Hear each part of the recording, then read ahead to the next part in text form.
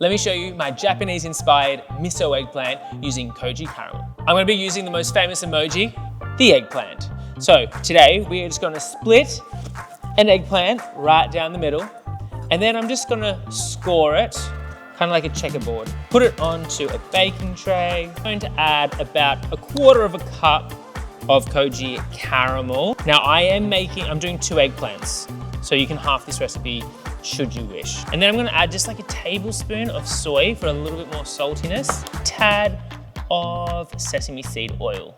Gonna just give it a good mix.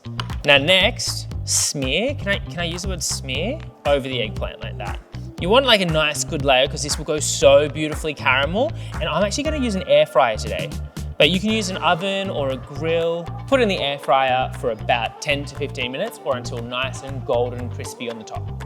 For garnish, I'm just gonna thinly slice some spring onions.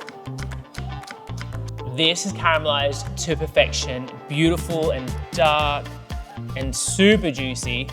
All right, to finish off, I'm just going to add some really thinly sliced shallots and just a good little pinch of sesame seeds.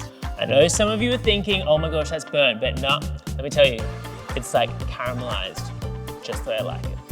So simple, 4 ingredients, 15 minutes, shibuya, great side, or even as a main dish.